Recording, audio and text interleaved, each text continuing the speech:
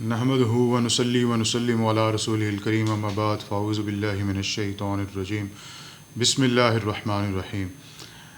سامعین کرام، ایک نئے موضوع نئے ویلاگ کے ساتھ آپ کی خدمت میں حاضر ہوں۔ بڑا اہم ٹاپک ہے آج کا۔ آپ نے گزشتہ رات جناب ذیشان سعید صاحب اور جناب حسن علی یاری صاحب، ان کا مناظرہ جو ہے وہ آپ نے دیکھا ہوگا اور سنا ہوگا۔ ذیشان سعید صاحب جو ہیں وہ علامہ مولانا جناب سعید اسد صاحب رحمۃ اللہ تعالیٰ علیہ کے صاحبزادے ہیں، اور سعید اسد صاحب جو ہیں وہ اہل سنت کے بڑے تگڑے مناظر تھے۔ مطلب وہ جو ہے مد مقابل کو ہلنے نہیں دیتے تھے۔ لیکن ضروری نہیں ہے کہ بڑے باپ کا بیٹا بھی جو ہے وہ بڑا ہو۔ جناب ذیشان صاحب میرے خیال میں ایک خطیب ہیں، وہ ایک مناظر نہیں ہیں، اور انہوں نے بلا شبہ وہ جو ہے وہ اہل سنت کے لیے جو ہے وہ سبکی کا باعث بنے ہیں۔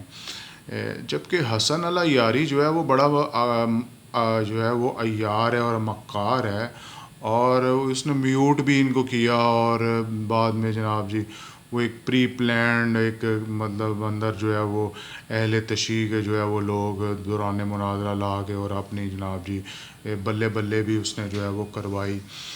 لیکن جو ہے وہ ہارڈلی 10 منٹ جو ہے وہ بولے ہوں گے ذیشان صاحب جو ہیں وہ تو۔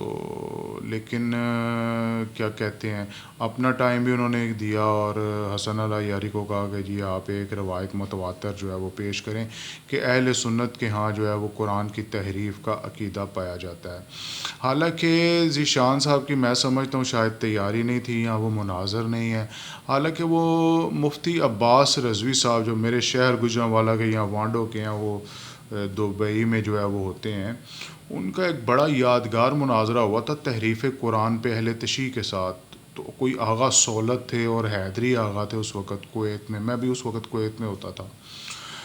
تو بڑا تگڑا مناظرہ پال ٹاک پہ تھا، اور انہوں نے جو ہے وہ ماشاءاللہ عباس رضوی صاحب نے ہلنے نہیں دیا تھا ان کو، کیونکہ اہل تشیع جو ہے وہ قرآن کی تحریف پہ کہ جو ہے وہ بالکل قائل ہے، اور حسن علی یاری بھی مان رہا تھا کہ ائمہ کے جو ہے اقوال موجود ہیں اور ہم جو ہے وہ قرآن میں جو ہے وہ نقص اور تحریف کے جو ہے وہ قائل ہیں۔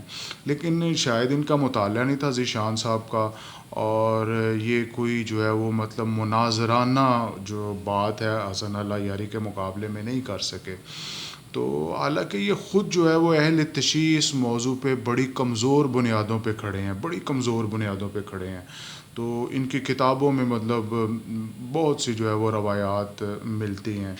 تو بہرحال جو ہے وہ کل جو ہے وہ ذیشان صاحب جو ہے ان کی شاید تیاری نہیں تھی یا مناظر نہیں تھے، یا پتہ نہیں کیا پرابلم تھا، یا ان کو کیا ضرورت پڑی تھی کہ اگر میں مطلب انہیں جوگا نہیں ہے تو مینوں پنگا لین دی ضرورت کی ہے۔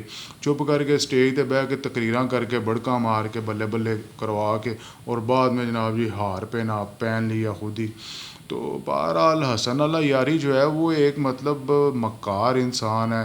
وہ اصل میں ٹاپک کو لے کے جا رہا تھا 7 حروف کی طرف، تو مطلب وہ بلا شبہ ہمارے ہاں وہ قرات کا جو ہے وہ سلسلہ کار اس کو جو ہے وہ سمجھا جاتا ہے، لیکن وہ جو ہے وہ بار بار ادھر، تو ان کو چاہیے تھا کہ اس کے مقابلے میں جو ہے وہ کوئی ٹھوس دلیل اور روایت اور مناظرانہ کوئی انداز جو ہے وہ اپناتے۔